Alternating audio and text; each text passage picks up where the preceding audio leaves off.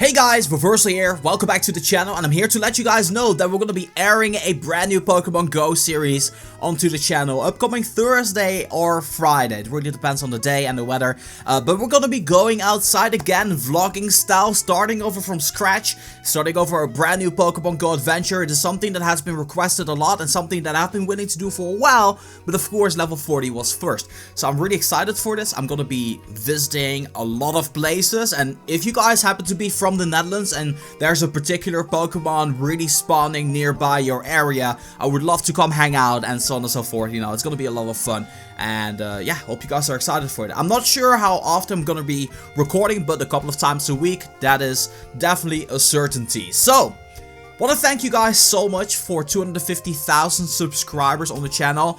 That is, like, I ran out of ways to say thank you the moment I reached 100k, and here we are, 150,000 more on top of 100k, a 250,000. That is a crazy number. It's just like, we're starting off 2017 in such a strong way. We hit level 40 and now a 250,000 subs. That just really, like, my way of saying thank you is to focus on bringing you guys as much content as I can in the best possible way. And I launched the other channel, which is very close to 10,000 subscribers as well, which is Reversal and Mobile. The first episode on that should be airing this week as well. So a lot of crazy stuff in the pipeline. There's a lot of traveling that's going to be happening this year. I might be going to England at the end of this month. I'm not really sure. There's a lot of stuff in the planning right now. I'm just so excited for things that are going to be going down. One thing we're going to be doing in 2017 is a bi-weekly Q&A. So every other week there will be a Q&A up on the channel, and I really like the format we handled this time around. I did a Google form in which you guys can submit your questions. For those of you guys actually interested in submitting a question, it is very unbiased. Like on Twitter, it's hard to find the questions on Twitter, and then on YouTube, the fact of the matter is the person getting the most likes on a question, it will be featured, and I think that's unfair. So I just wanted to make it as neutral as possible and use the Google Docs form. So if you want to be submitting your questions for the next Q&A, then make sure you check out the link in the description down below, and also make sure to check out the most asked questions. There's like 10 questions that keep coming back on the channel, such as what is your favorite Pokemon, how much money did you spend on Pokemon GO, why did you quit this game, where did you get your shirts, and so on and so forth, what is your real name, where do you live. Those questions will be answered in the video description, so make sure to take a look on that, because that is consisting of like 40% of all the questions that I got during this Q&A. So I just figured I'd sort it out for you guys and have them written down there. Let's jump into the Q&A. Let's do this. So there were a couple of questions regarding evolution versus powering up. Which one should I be doing first? The first person to ask me this was Shalil Khan. And basically the way that I look at it is moveset is king. Moveset is the most important thing on a Pokemon. So first evolve the Pokemon, then you can always power it up. Greatest example here is Gyarados. You don't want to power up a Magikarp all the way full to get a Gyarados with Twister, because that's the worst moveset all around. Like, that's a Gyarados you honestly just don't want. Even a Gyarados with 70% IV, I'd say, well, is almost better than that 100% IV with Twister. So yeah, that's my answer to the question. Always evolve first and then see what moveset it is, and then you can decide whether or not it's worth investing into that Pokemon. So Sally's asking, what does minor tax fixes mean in the update notes? And well, I think they're just minor tax fixes, to be completely honest. Of course, there can be conspiracy theories, but I really honestly think it's just minor tax fixes. They're so minor that it might just be one letter, and it might just be in a different language. I'm honestly not sure, but yeah, they're not. It doesn't really mean anything. I wouldn't like. The way I would approach an update is always like, take what's given to you as information and always expect something to be underneath the layer, which is the update notes. That's the way I approach it, and that's the way you can expect content on this channel. If I find something, it will be reported on here, I think first. I think his name is Setere or Setere, and he's asking me, do you like the real Pokemon games like Pokemon Sun and Pokemon Moon, for example? Yes, absolutely. My favorite, in fact, is Pokemon Snap, and I honestly don't know why they didn't release Pokemon Snap 2 on the Wii U, because it honestly would have been perfect to have the gamepad and like shoot around and so on and so forth. But yeah, I don't know. Pokemon Snap, my favorite. I played Pokemon Red, I played Pokemon Silver, played Pokemon Sapphire, and then I picked up Pokemon Sun, and I can recommend it. If you can see through the sandcastles with eyes in them and so on, then it's a really fun game, and I can definitely recommend Pokemon Sun and Moon. So John is asking if I would ever consider shouting out or collaborating with smaller Pokemon Go YouTubers. And the answer to the question is yes. And in fact, on this video, I encourage you guys, if you know of any smaller YouTubers, I'm talking under 10,000 subscribers. Everybody above that is it's a pretty, you know, considerable size. Just make sure you let me know what their channel is like and what can we expect on their channel. Maybe people in the comment section will be able to look at the channel, and if I think the channel is really good, I will definitely do some shoutouts here and there for other Pokemon Go YouTubers that I feel deserve it. There's a couple of my Pokemon Go YouTubers on my list that I really think deserve a shoutout, so I'll definitely shout those people out to you guys, and I'll make sure that quality-wise for content, they're up to par with the bigger ones of us. So definitely, you know, shout them out in the comment section. Now I will take a look at these YouTubers out there, and collaborating with YouTubers for Pokemon Go is really tough to begin with, because, you know, the game is live. The only way I can think of doing collaborations with YouTubers on Pokemon Go is the idea that Trainer Tips is already doing, and seeing as how you know, people are when it comes down to copying stuff. I don't want to do that because I don't think it fits for the channel anyway. The only real way to collaborate is in real life, when you're next to each other in real life, and you could do like a little bit of a challenge. I actually wanted to do a challenge in Japan, but there wasn't any time. Like, I wanted to do like who can throw the most excellence in like 15 minutes, and if the person loses, then they gotta do a challenge, something like that. That'd be really cool. Like, that's something that I want to do for sure. So for this next question, I opened up the Pokemon Go app because there's a question from Poctister, and he is basically asking me what I expect to happen to the Pokemon level cap whenever the Pokemon disappear. In case you're not familiar with this, allow me to explain what he's talking about here. So if you are level 37 in Pokemon Go and you power up the Pokemon to the point where it says your trainer level is too low, that means you need to level up in order to have the ability to power up the Pokemon again. Now, if you hit level 38, you can only power up once, and then the power up button just completely disappears. So over here for this Dragonite, there's no power up button here. For this one, you actually do have the power up button, but I need some Dratini candy in order to, you know, power this one up. So for this one, it is not there. And it doesn't make sense why this is, but as a result of that, a lot of the values for CP are different on many websites, because people are like, hey, you need a Dragonite at 3582 for it to be perfect IV. And that is not the case, because I can prove it here, right here. If I praise this Dragonite over here, it says it's a wonder. That means it is 82% or higher. It will always show the highest stat first. So if it's HP over here, it will show HP, but the attack is the same and the defense is the same, and it exceeded my calculations. That is the maximum IV, that is 15. So that means that HP, attack and defense are the same. It's 15, 15, 15, that is maxed out. But seeing as I'm not able to power up this Dragonite anymore, this is the max CP for Dragonite, and that sucks. Level 38 to level 39 is the most painful level in Pokemon Go, because there's nothing to look forward to, because the power button disappears and is not coming back. So it doesn't make any sense. I hope Niantic is going to be fixing this, because then my Dragonite can actually be 3582. So the next question is from Maria, and she is asking, as far as I know, level 40 is the highest level. But what is the game like after level 40? Do you still get experience, Stardust, candy whenever you are hatching or catching Pokemons? And the answer to the question is yes, you still get experience, you still get Stardust, you still get candy, you still get everything.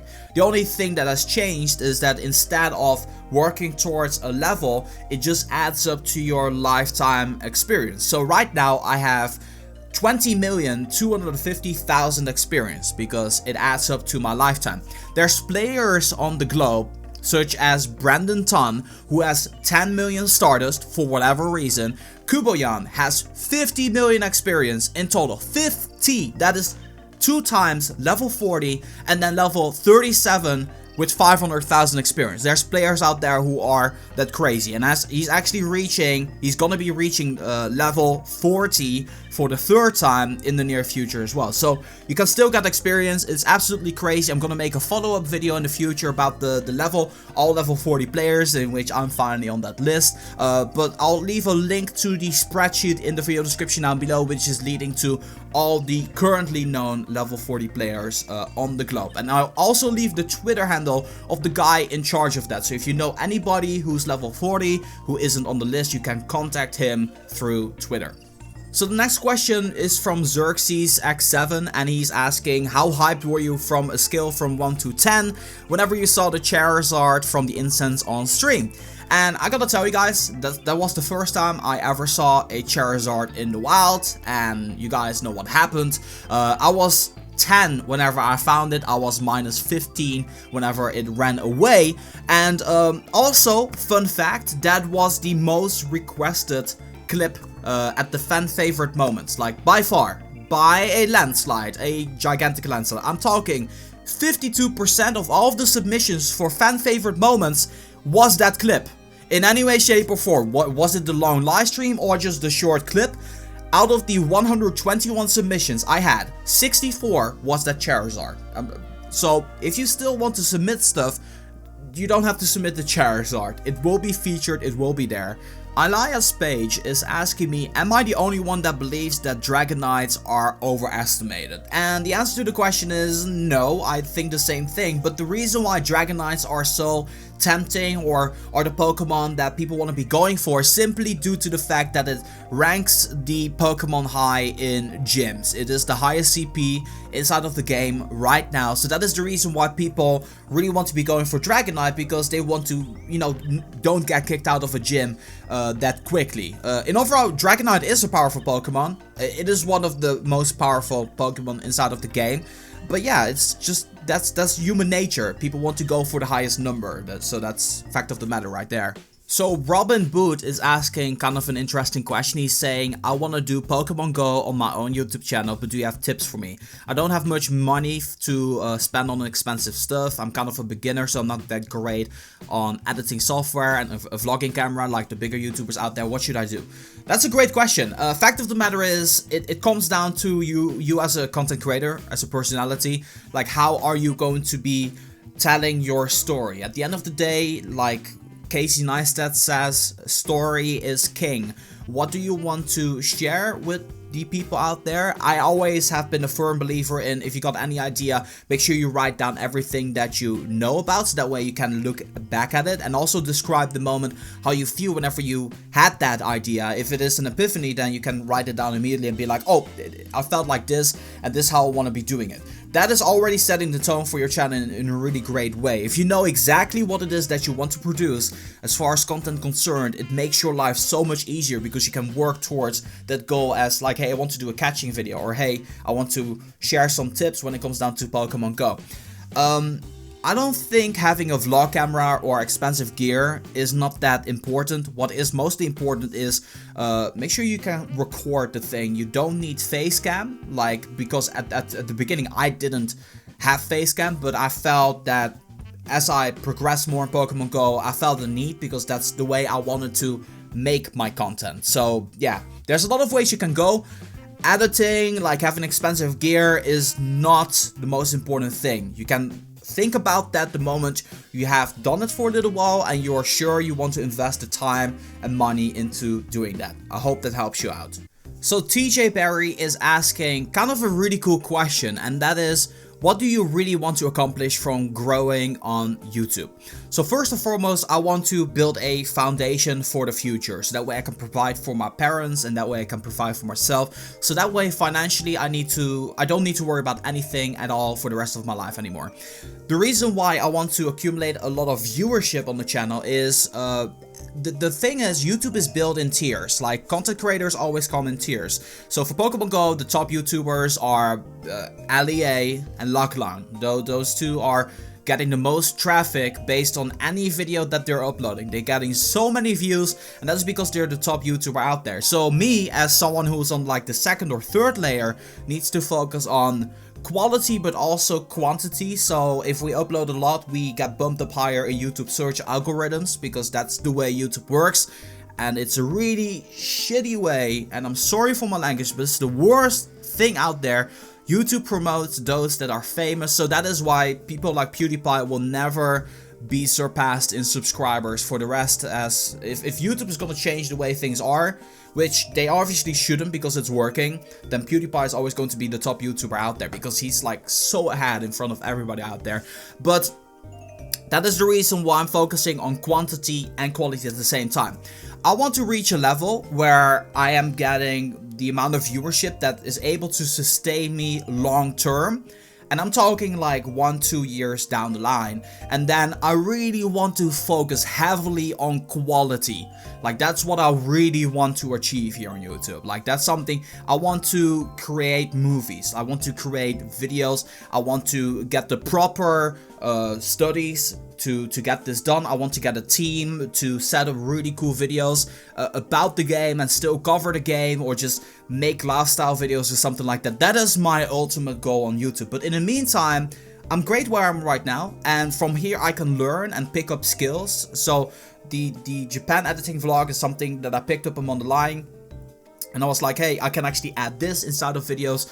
So slowly but surely, like, YouTube is a marathon. It's not a sprint. So it's not about, you know, getting there fast. It's getting there in the long term, in the long run, and then building a foundation based upon the things you have done before. So I really want to try to build Reversal as a brand, so personality wise, not just me being a hub for Pokemon Go only. No, I also want to build my personal audience who are checking the content for me rather than because it's only Pokemon Go. So that is the ultimate goal. But I know for a fact that is completely impossible right now. So I'm just focusing on what I really like doing right now. Really great question from you, TJ. I really enjoyed answering this one. But yeah, that is the ultimate goal here. YouTube, the way it is right now, it's really unfair. It's really hard to break through. So that's why, as I mentioned before in the Q&A, I want to help support other creators, want to help giving them a chance. So once again, I encourage you guys to leave channels out there that you think really deserve a chance, or that you think that I'm able to support, that I can send my audience to, and they would also be able to enjoy their content. So don't send me someone who's recording on a potato. I'm talking quality content in this case. So yeah, that's going to be wrapping it up for this Q&A. Once again, the next Q&A is going to be in 2 weeks from now. If you have any question, make sure you submit it in the forum. That is your highest chance of actually getting featured on this Q&A. I want to thank all 230 of you for submitting your questions. I'm sorry I didn't get to every single one of them, but time is limited. So yeah, we're going to be wrapping things off here. Remember to also submit for fan favorite moments, which is going to be airing tomorrow onto the channel. And then also be sure to subscribe to my second channel. There will be links in the description down below leading to the stuff I talked about here. And yeah, that's going to be doing it from me for now. Once again, thank you guys so much for watching. And as always, this has been Reverse for Pokemon Go. I'm going to be signing off, and I'll see you guys in the next one.